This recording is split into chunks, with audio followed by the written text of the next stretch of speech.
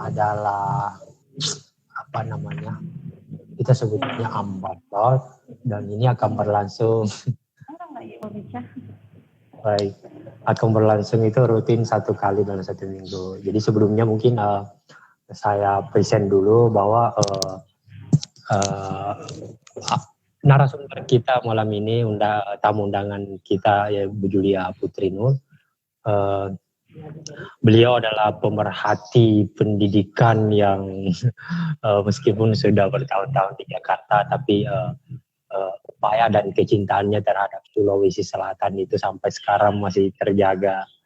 Dan teman-teman mungkin perlu jadi ketahui bahwa beliau ini melalui Jendela Pendidikan Nusantara, alhamdulillah sudah beberapa kali mendapat penghargaan nominasi pendidikan, dan beliau juga adalah seorang politisi. Jadi saya sama beliau di politik sama kepedulian terhadap pendidikan. Mungkin sebentar kita tanya apa yang bisa dikorelasikan antara kenapa sih maksudnya tertarik politik dan juga pendidikan.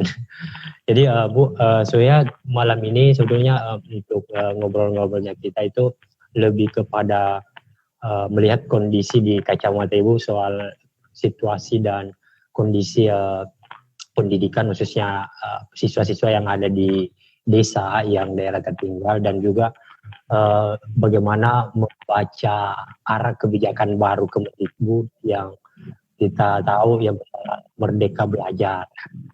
Jadi mungkin itu yang akan kita bahas ke depan, tapi sebelumnya saya sapa kembali kepada teman-teman yang baru bergabung. Jadi mungkin sebentar, kalaupun misalnya ada sesuatu yang ingin ditanyakan ataupun saran apa segala macam, mungkin bisa dituliskan di kolom komentar. Kemudian sebelum saya tanya lebih lanjut kepada Bu Julia, bahwa proses live ini akan di save.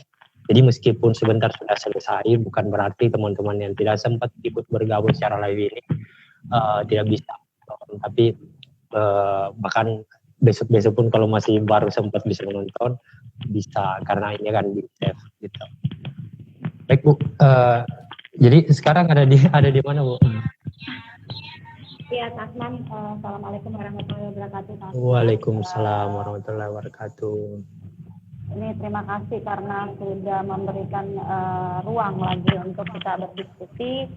Suara saya agak jelas nggak? Jelas nggak? Agak kurang, boleh didekatkan sedikit mic-nya Bu, mic-nya sedikit lebih dekat mungkin. Sebentar, ini mana? Oke. Baik. Jelas? Oke. Ya betul. Ya, ini aku ucapin terima kasih dulu nih karena malam-malam seperti ini masih diberikan kesempatan ruang berbicara, dan justru saya terima kasih. Jadi kita juga harus berawal dari hal-hal yang kecil untuk memulai sesuatu yang besar ya Tasmania, dan buat teman-teman yang melihat semua ini, saya berharap saya datang di sini bukan karena saya lebih pandai dari kalian yang milenial ya. Saya rasa sih kita sama-sama perlu saling melengkapi dan belajar bersama. Jadi apa yang hari ini akan kita bahas terkait pendidikan juga bukan semata-mata bahwa karena saya lebih senior dan saya berhak untuk menggurui kalian, tapi di sini adalah saya lebih awal menjalani, tapi kita tetap akan bersinergi dan memberikan pemahaman yang sama terkait pendidikan ini. Dan saya rasa sih di sini juga banyak orang-orang yang bakal nanti bisa berinteraksi. Selamat malam Pak Zainal Abidin. Nah, ini JPN Provinsi Sulsel sudah melihat. Beliau adalah JPN Provinsi Sulsel yang memang sampai hari ini aktif di bidang pendidikan. Nah, itu ini Pak Zainal Abidin. Salam kenal Pak Zainal Abidin. Oke. Tadi terkait dengan pendidikan, mungkin sampai hari ini kalau dari kacamata saya adalah dari kacamata pemerhati ya, bukan lebih daripada kacamata yang bersentuhan di dalam. Kalau kami kan adalah pemerhati yang bersentuhan dari luar, melihat dan secara objektif terhadap dunia pendidikan ini, dan bagaimana kita melihat potensi di dalam SDM di dunia pendidikan ini. Maka dari sinilah kita coba untuk membawa pemikiran-pikiran baru bahwa sebenarnya dunia pendidikan ini bukan sekedar membutuhkan seorang guru. Ya, itu dulu yang kita sepakati bersama, bahwa dunia pendidikan ini bukan cuma sekedar membutuhkan seorang guru, tapi para praktisi, para pemerhati, para stakeholder, para masyarakat, dan para milenial yang seperti Tasman sendiri yang mempunyai dedikasi dan perhatian full terhadap dunia pendidikan, yang menyumbangkan ide, yang menyumbangkan konsep, itu adalah hal yang paling kita harapkan bisa bersinergi.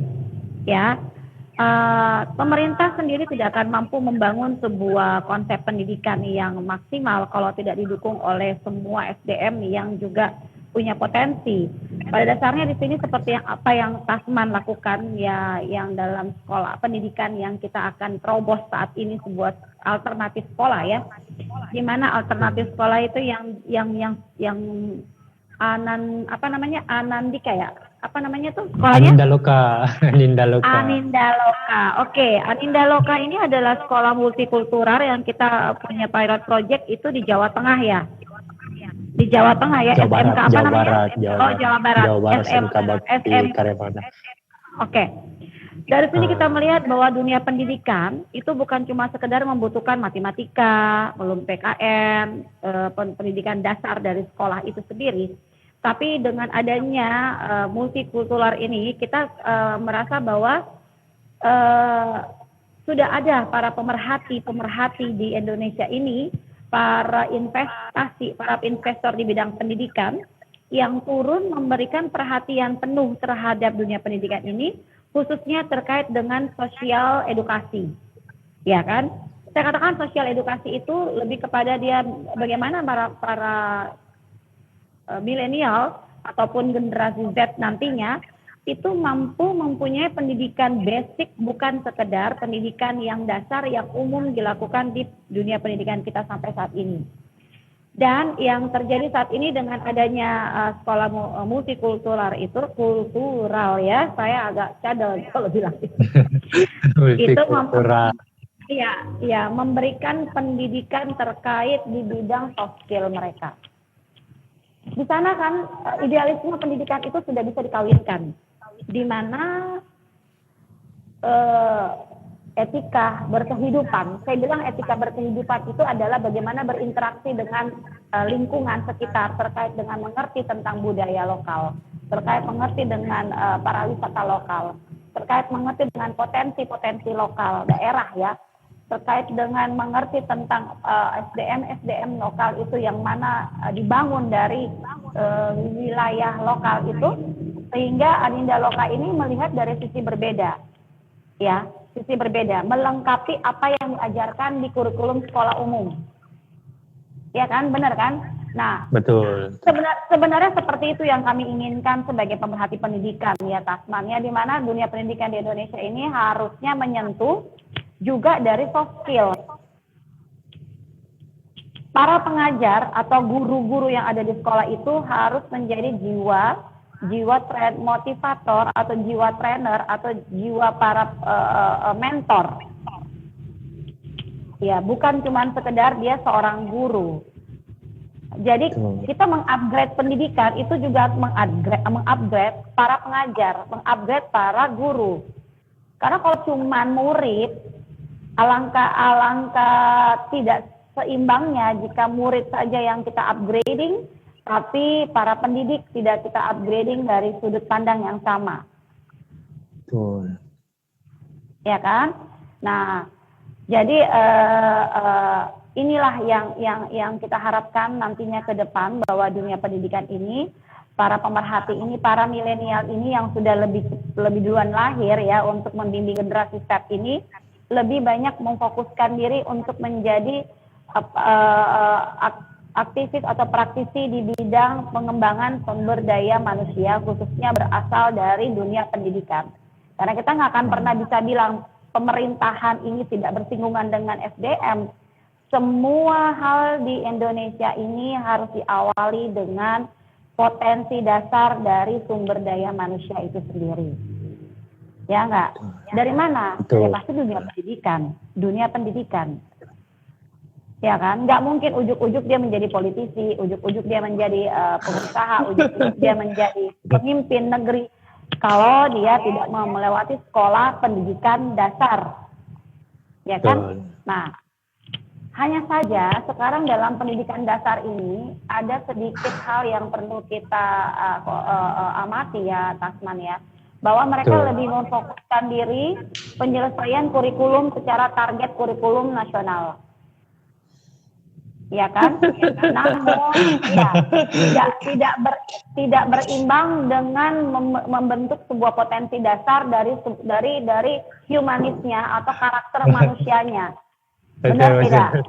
Betul. Sehingga ini adalah barang karbitan yang menjadi para penerus nantinya, yang membuat nantinya generasi yang terdidik dari karbitan kita masa kini ya, kejar paket, selalu kejar paket tuntas dalam sebuah kurikulum, itu membuat mereka tidak mengerti hal-hal yang prinsip dalam menjalani kesukaran dalam skill kehidupannya.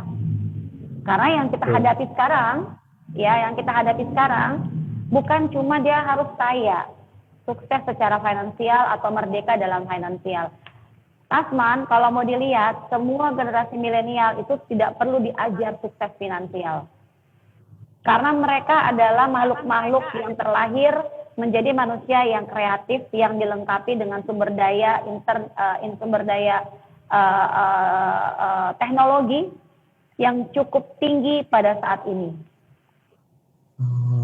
Sehingga peran sekolah sebenarnya sekarang tidak perlu lagi mengajarkan tentang sebenarnya ya, kalau kita mau bicara secara jujur ya, matematika dia bisa belajar dari online, bahasa Indonesia dari online, ya kan, ilmu alam dari online, sejarah pun online mengajarkan. Apa yang nggak diajarkan sama online, alias sosial media atau Google atau Firefox atau apa yang seperti itu kan, dunia informasi secara teknologi.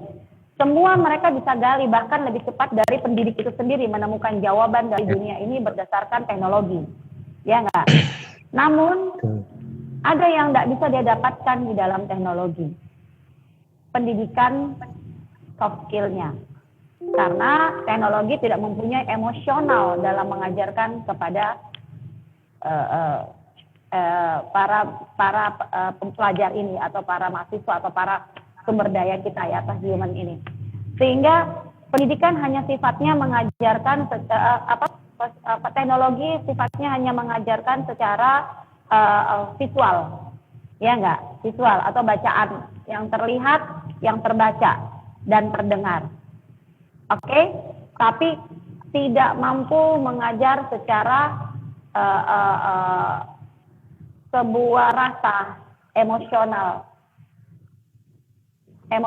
ya, karena emosional itu didapat dari bagaimana kita berinteraksi langsung.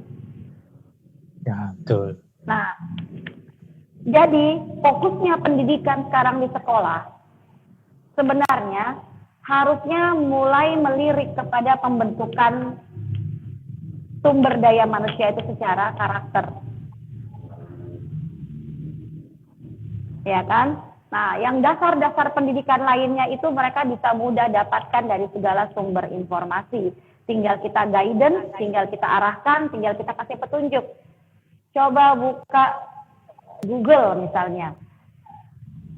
Di mana di dalam Google itu ada halaman ini, menuliskan ini, silakan dibaca. Itu kan mudah. Ya kan? Nah, tetapi sebuah sampel tentang edukasi moral, sampel tentang bagaimana memberikan penjiwaan terhadap generasi penerus atau generasi milenial, para pendidik dan generasi milenial itu harus berinteraksi, harus menyentuh, ya kan? Nggak bisa pakai Google, karena di Google tidak memberikan contoh itu, ya kan? Nah. Oke kan, yang menarik di Google itu cuman bagaimana seni peran yang terlihat, tontonan filmnya, itu yang membuat kita harus mengambil cara belajar baru nantinya ke depan, bahwa berinteraksi langsung, itu mengajarkan hal tentang pembentukan karakter, karena sekali lagi saya katakan, jangan lagi target kesuksesan sebuah generasi penerus itu dititik beratkan dengan kesuksesan finansial, karena mereka bisa dapatkan dari segala. Pengusaha itu pengusaha sukses tidak selalu bawa ijazah S2. Ya kan? Pengusaha sukses sepanjang dia punya nilai humanis, dia bisa melakukan pekerjaan yang bisa memperkerjakan para profesor. Betul. Benar tidak? Ya kan?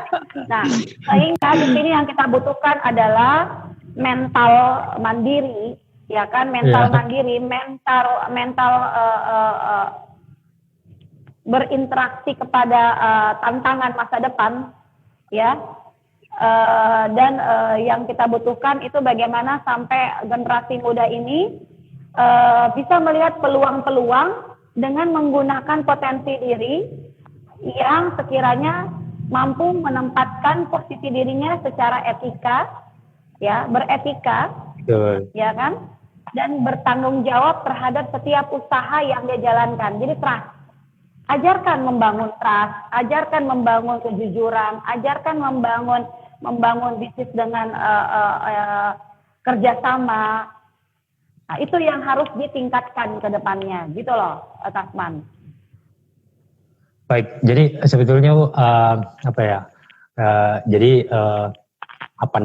saya cuma mau sharing ini ya Bu, maksudnya pengalaman yang saya alami soal bukan menyalahkan kurikulumnya sih Bu, cuman maksud saya yang enggak, kita tidak pernah menyalahkan kurikulum. Betul. Cuman perlu disempurnakan. Ya, jadi maksudnya saya kan yang saya rasa dari SD bahkan bukan SD, SMP, SMA, kemudian pas masuk kuliah, saya tinggalkan kampus itu pada saat semester 5 karena karena kayak mungkin mulai dari SD misalnya, kemudian SMP, SMA yang itu betul-betul pada saat belajar yang menurut saya hanya satu arah, maksudnya guru pada saat sampai di kampus pun begitu, tidak ada interaksi yang terjadi dalam kelas, sehingga critical thinking dari si anak ini itu tidak terbangun. Kemudian pada saat misalnya anak SMP SMA dia mau ada sesuatu yang mungkin dianggap itu tidak sejalan dengan apa yang dia tahu, tapi karena selama ini kan kalau ada siswa yang berani membantah misalnya kayak itu selalu dicap kurang ajar apa segala macam. Jadi wajar misalnya anak-anak ini, meskipun sebetulnya saya yakin mungkin sering terjadi misalnya dalam kelas ada salah satu pernyataan dari gurunya misalnya yang itu menurutnya tidak salah begitu, cuma karena beban itu tadi sehingga dia tidak berani bicara. Jadi saya justru melihatnya juga karena jujur ya, ini bukan berarti saya tidak menganggap pendidikan itu penting, tidak, karena saya memang dari SMP 2 Kota Bulukumba, saya pas kelas 3 itu semester terakhir bahkan sampai 3 bulan itu paling 1 minggu cuma masuk 1 kali, tapi alhamdulillah saya keluar sebagai peraujian nasional tertinggi Sulawesi Selatan 2012. Dan kemudian pada saat kuliah misalnya, saya kan ambil manajemen dakwah di UIN, cuman pola-pola mengajar di dalam kelas selama SD, SMP, SMA itu ternyata masih berlanjut di bangku kuliah begitu. Dan saya justru melihatnya kalau misalnya kelas itu kemudian di metode belajarnya diubah, bukan cuma satu arah yang kemudian siswa ini yang mesti dipaksa beberapa mata pelajaran, mata kuliah yang harus dicocokkan ke dalam otaknya, dipaksa, bahkan orang-orang kaya bahkan kayak bahkan sampai membimbelkan anaknya supaya anaknya ini betul-betul paham.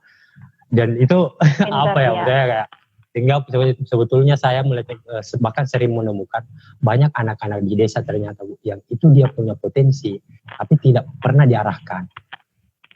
Saya di terakhir kemarin itu 2019 itu yang ada yang mewakili Sulawesi Selatan yang Liga Dangdut Indosiar.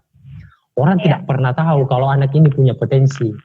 Kenapa? Karena memang tidak ada ruang gitu, entah di sekolah, di luar, yang memberikan ruang supaya potensi anak ini itu betul-betul kelihatan.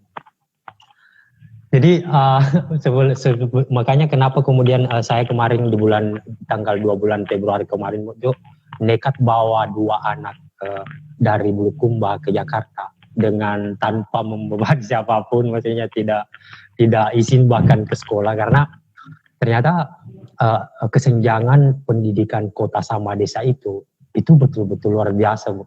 Makanya pas sampai 2 orang anak ini kan dia kan sama anak-anak SMK Pangandaran juga. Cuman SMK Pangandaran ini dia sudah lumayan karena Jawa Barat. Bulukumba, Bu. Ya. Sampai di sini yang kelas 2 SMA sama kelas 2 ada yang kelas 2 SMA, ada yang kelas 3 SMA. Sampai di sini teman-teman dari Daloka itu kaget karena mereka jangankan bikin desain misalnya mouse digerakkan saja, kursor itu kayak goyang itik. Jadi dia betul-betul sama sekali gagap teknologi tidak pernah pakai. Iya betul. Okay. Jadi itu kemudian yang kenapa Anin Daloka betul-betul serius gerakan serial spiritual itu, yang maksudnya menyentuh bagaimana cara supaya bisa menyentuh pendidikan di desa, karena melihat kenyataan-kenyataan itu. Makanya meskipun misalnya cuma 2 orang ini yang ada di sini, tapi kita bisa ini adalah sampel yang bisa jadi menggambarkan secara keseluruhan bahwa itu yang terjadi di daerah. Dan saya juga selama pandemi ini saya sering kali misalnya ikut di beberapa seminar desa. Lucunya bahkan aparat desa, bahkan kepala desa yang itu menggunakan aplikasi Zoom saja itu masih gagap gitu.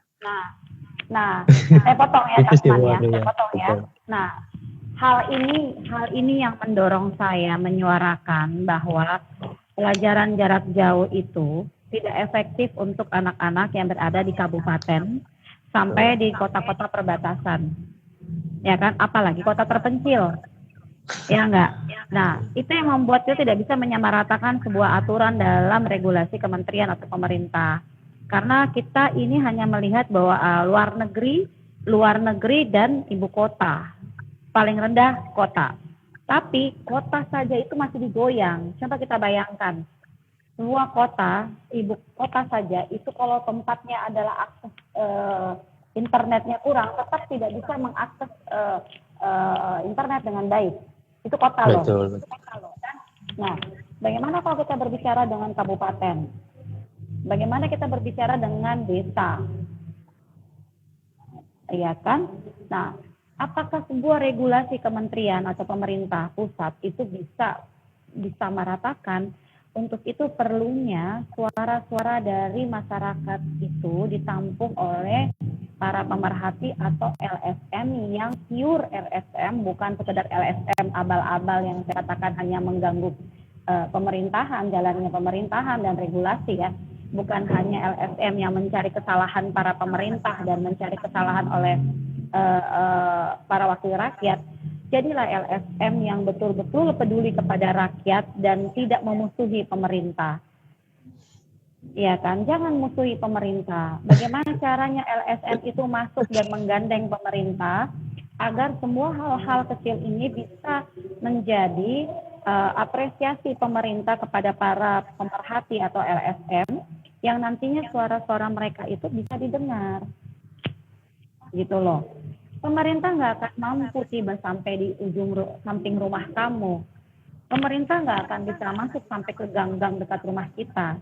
Pemerintah nggak akan bisa masuk sampai desa-desa pelosok dalam suara hati rakyat. Harusnya itu memang peran wakil rakyat. Tapi di sini kembali lagi, wakil rakyat pun punya keterbatasan. Betul. Ya kan, kita tidak bisa juga menyalahkan bahwa wakil rakyat itu tidak memperhatikan para rakyat kecilnya, tapi karena memang accessibility-nya itu kurang atau jangkauannya juga kurang dan akses dari mencapai wilayah tersebut juga sangat kurang, membuat tidak maksimalnya semua informasi yang terserap dari pusat ke daerah. Ya, terkait pendidikan, gak usah bicara pendidikan, Tasman. Kabupaten saja dalam menerapkan sebuah aturan regulasi dari Kementerian Pusat itu belum, ibaratnya kalau kita kirim surat nih ya, pakai kilat khusus atau pakai ekspres. Ekspres tiba di Jakarta cuma 1 kali 24 jam, ya kan? Itu regulasi. Tiba di kota di Makassar 2 kali 24 jam, ya kan? Pengiriman berita nih ibaratnya kan pakai surat. Ya, ke Makassar 2 kali 24 jam. Itu ibu kota loh, Makassar. Tiba di kabupaten bisa lebih lama lagi, tiba di desa lebih lama lagi, tiba di sudut-sudut desa ibaratnya yang dusun segala macam belum tentu nyampe. Nah, pada saat tiba itu informasi di pusat sudah berubah lagi, sudah update lagi. Semua sudah berganti. Mereka baru menerapkan yang lama. Di sini sudah berubah. Betul. Jadi adanya seperti ini yang menjadi gap besar sama dengan tentang pendidikan yang tidak sampai ke wilayah terpencil. Sehingga regulasi yang dibuat dari pemerintah pusat terkait daring, belajar pakai teknologi, belajar pakai internet, dan lain-lain, bukan kita salahkan, tapi paling tidak harus melihat semua kemungkinan-kemungkinan permasalahan yang akan terjadi karena kita terbentuk dari negara kepulauan. Ya kan? Indonesia terbentuk dari kepulauan yang juga Indonesia Timur itu aksesnya masih sangat kurang. Ya. Jangan sejauh-jauh deh, kuota internet saja tiba di Indonesia Timur itu masih belum penuh. Belum ada para stakeholder yang tertarik untuk mengambil kuota besar untuk bisa mengakses sampai ke kabupaten atau sampai ke dusun-dusun. Dan itu memang perlu proses. Sehingga yang perlu dilakukan ini adalah banyaknya pemerhati-pemerhati pendidikan membuka peluang-peluang. Dan seperti kamu yang dari kabupaten pergi ke kota besar mencari peluang untuk bisa mengembangkan kabupaten. Ya kan? Didukung dengan accessibility yang besar di pusat, didukung oleh pemerintah daerah. Baru itu bisa nyampe informasi. Ya. Jadi membaca sebuah potensi itu tidak mudah. Kita perlu mengkaji, melihat aset-aset dan sumber daya yang ada di daerah tersebut, melihat fragmen atau lingkungan atau accessibility-nya secara pencapaian ke wilayah tersebut seperti apa, dan yang paling penting para penegak pemerintah di sana, aparat pemerintah di sana sudah tercukupikah ilmunya sesuai dengan harapan yang kita inginkan agar bisa menyampaikan semua hal yang kurang, yang menyambung yang kurang itu di setiap kabupaten dan maupun di daerah.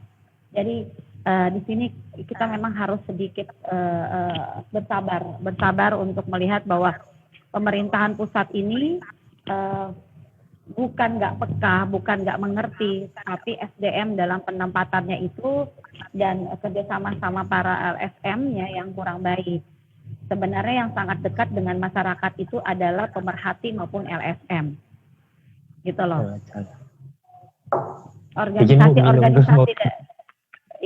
Organisasi itu memang sangat dekat dengan rakyat, dengan masyarakat.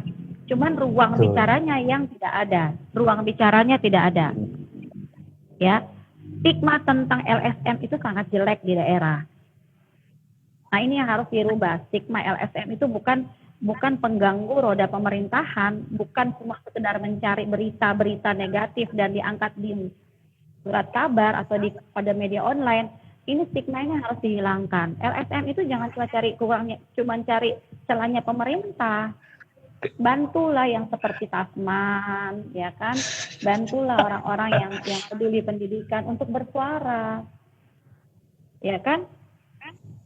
Bersuara agar masuk ke pemerintah. Aktivis inilah yang akan menembus jalur kepada pemerintahan daerah dengan cara komunikasi yang baik, tentunya membawa data-data yang jelas. Begitu. Jadi bukan sekedar teriakan. Jadi soal apa tadi mau kembali gini deh ke maksudnya mungkin kan ibu yang selama ini yang ya kalau di daerah Sulsel kan, kalau Kota Makassar mungkin sudah paham bagaimana kondisi pendidikan di sana. Cuman sebetulnya Bu yang kurang dipahami oleh teman-teman itu sebetulnya ini yang ada di kabupaten-kabupaten, desa-desa terpencil. Kalau misalnya taruhlah misalnya ini selama pandemi yang kita tahu sejak bulan 3 kalau tidak salah ya Bu, 2020 lalu itu Bu, tidak entahlah, intinya saya melihatnya itu khususnya di Bulukumba, beberapa desa anak-anak yang bahkan dari keluarga saya sendiri bahkan itu selama 1 tahun itu benar-benar siswa ini seolah-olah kayak bukan siswa lagi. Jadi gap antara pendidikan yang Ibu tadi bilang kota dengan desa itu betul-betul parah sebetulnya Bu.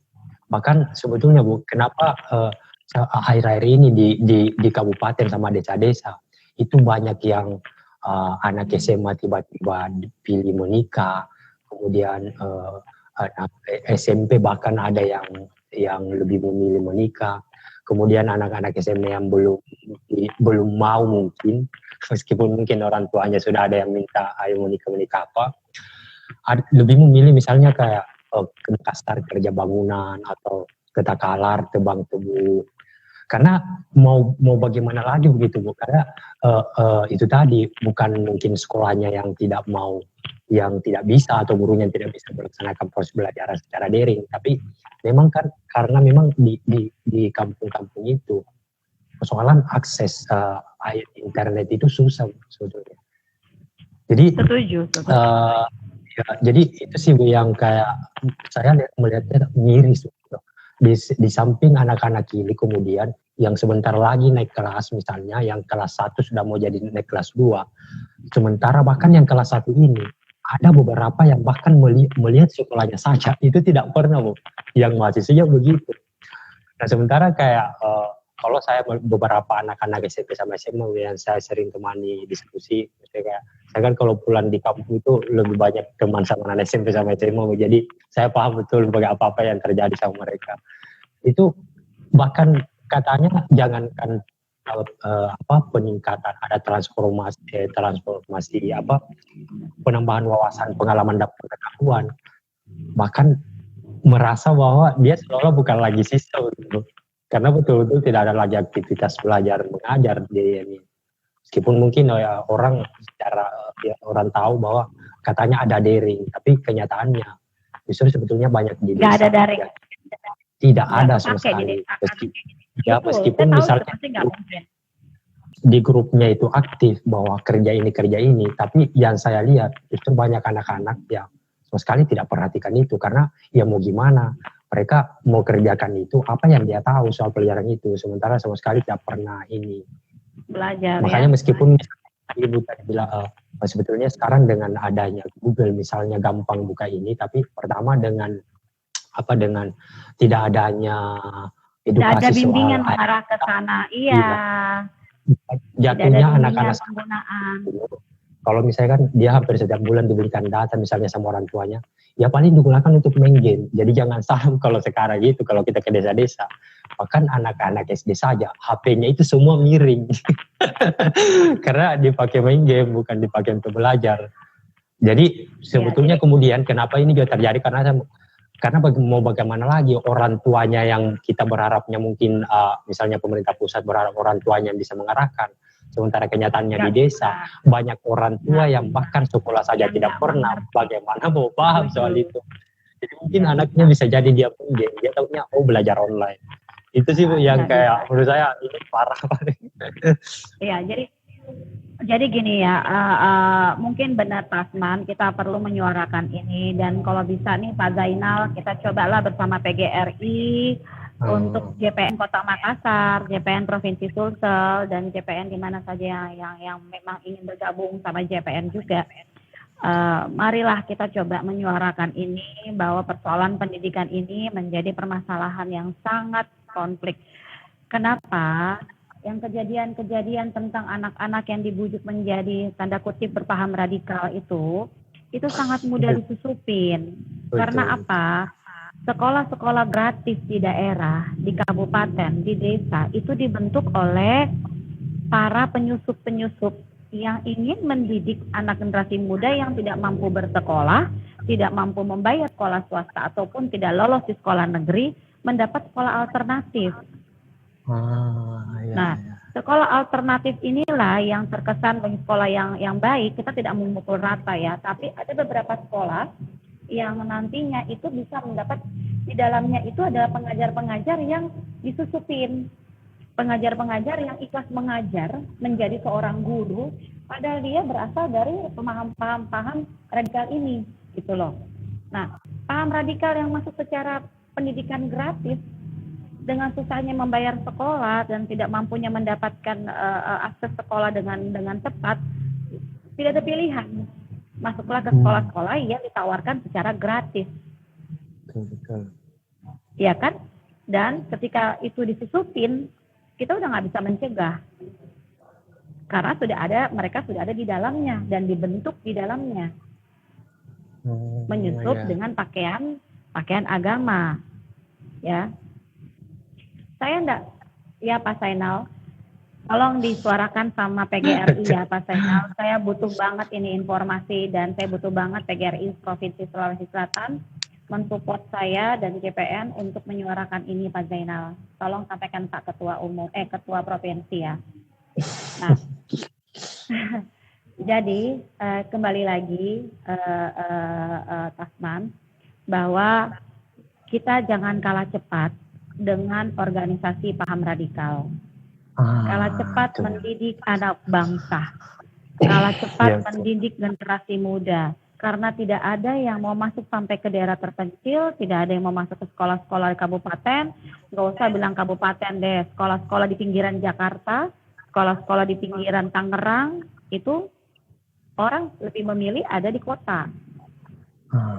Sehingga yang tiba di pinggiran itu adalah mereka-mereka yang mungkin dididik untuk menjadi guru, yang bisa masuk kepada sekolah-sekolah yang berbasis dengan agama, pemahaman agama.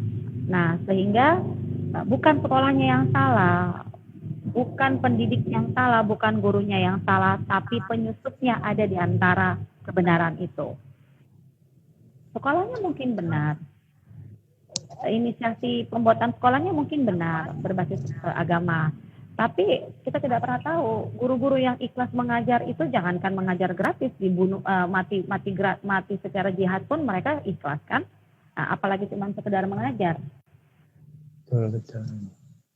Nah, ini hal-hal seperti ini yang kadang-kadang tidak kepikirkan kepada kita. Tapi ini kemungkinan bisa saja masuk ke dalam. Ini teori kemungkinan itu kan banyak. Pasti ada yang menakut. Belum tentu Bu Julia, belum tentu kayak gini. Ini semua sekolah-sekolah benar. Kita tidak pernah tahu di samping kita itu siapa. Kita tidak pernah tahu dosen kita itu pahamnya apa. Kita tidak pernah tahu guru kita pahamnya apa. Ya kan? Sehingga dunia pendidikan ini bukan semata-mata mencerdaskan bangsa secara pendidikan formal, tapi lebih kepada spiritual. Harus membangun spiritual bangsa dan membangun karakter bangsa. Ya, spiritual itu penting. Spiritual saya nggak bilang harus muslim ya. Kita ini negara memang mayoritas muslim. Tapi spiritual itu bisa terbangun dari semua agama yang ada di Indonesia yang diakui secara undang-undang. Ya, sehingga seperti sekolah multikultural itu memang bagus banget karena tidak berpihak pada satu agama saja, tapi mengedepankan ukhuwah Islamiyah. Ya, ukhuwah Islamiyah itu bukan sekedar sama Islam saja kita berdamai, tapi di luar Islam pun kita harus saling menyatukan persamaan persepsi dalam keterkaitan dunia pendidikan ini atau pembentukan generasi muda ke depannya. Kurang lebih seperti itu ya, Tasman ya. Jadi harapan saya untuk semua para pemerhati pendidikan, para pendidik, saya sebagai salah satu pemerhati yang berdiri sendiri sampai hari ini yang memang beda konsep dengan yang lainnya karena saya lebih pada konsep sosial, konsep untuk membangun karakter. Saya berharap sih ke depannya JPN ini bukan sekedar lagi ruang bicara tanpa action, ya kan?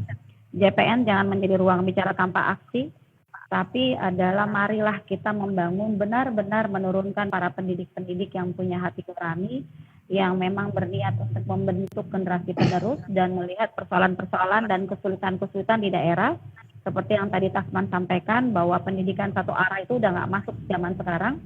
Pendidikan yang hanya berdasarkan teori-teori yang sesuai dengan kurikulum itu, nggak usah menunggu sarjana, anak SMA juga bisa ngajar. Ya kan? Benar. Teori-teori yang ada diajarkan di dalam sekolah itu nggak usah menunggu sampai sarjana untuk bisa mengajar teori. Kakak kelas pun bisa ngajar adik kelas. Benar nggak? Bahkan kakak kelas mungkin lebih tepat mengajarkan, karena kakak kelas itu punya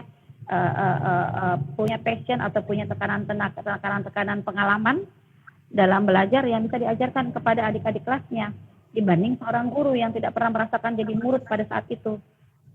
Ya kan? Yang merasakan jadi murid pada saat itu adalah kakak kelas yang jaraknya agak dekat, seniornya kan.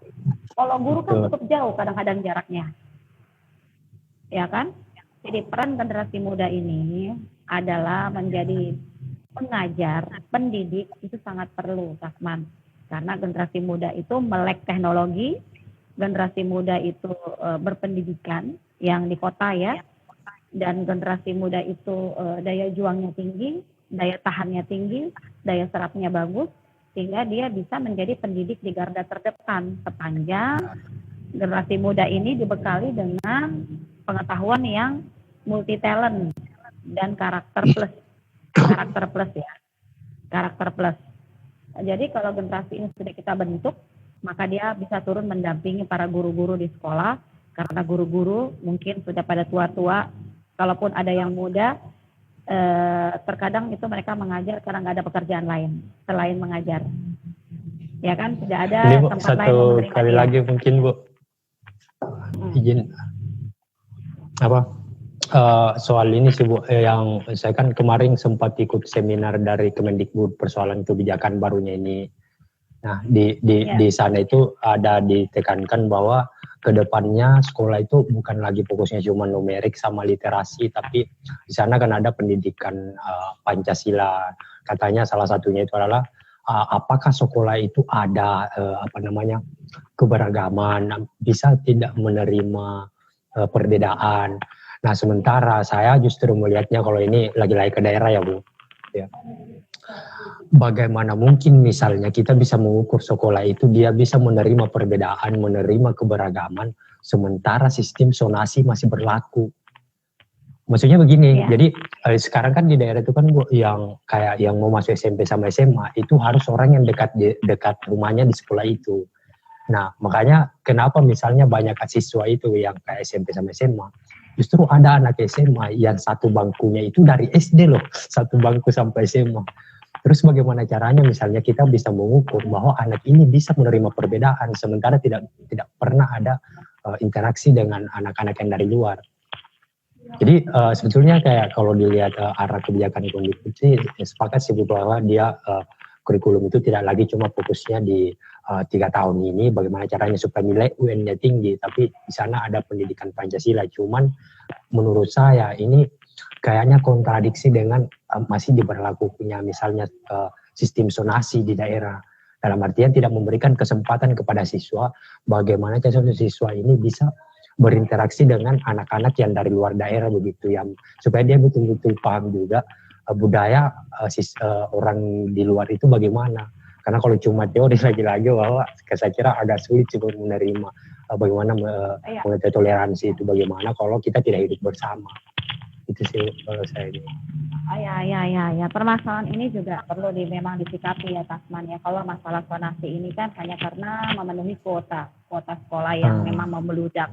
Sementara sekolah itu sendiri kapasitas penampungannya kan kurang, sehingga anak-anak yang di dekat rumah kadang-kadang tidak terpenuhi dan tidak bisa lolos dalam sekolah itu.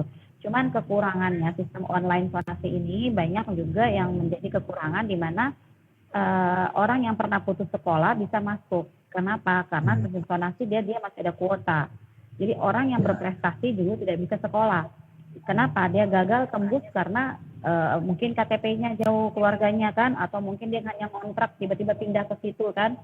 Jadi tidak ada KTP lokal yang bisa dia mainkan untuk mendapatkan sonasi itu. Karena kan biasanya dilihat dari KK dan KTP atau surat keterangan tempat tinggal. Tapi kan kadang-kadang ada mereka yang berprestasi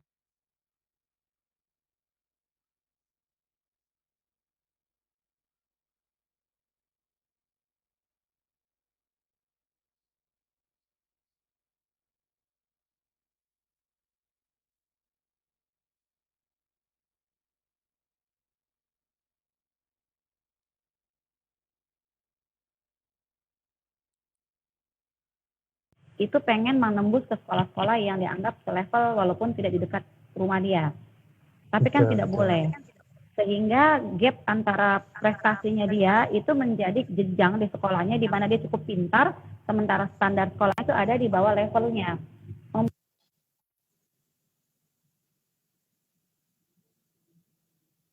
Halo.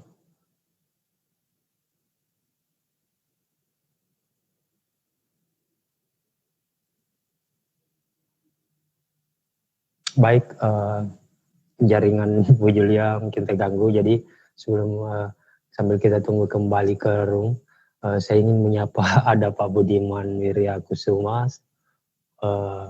Selamat bergabung Pak.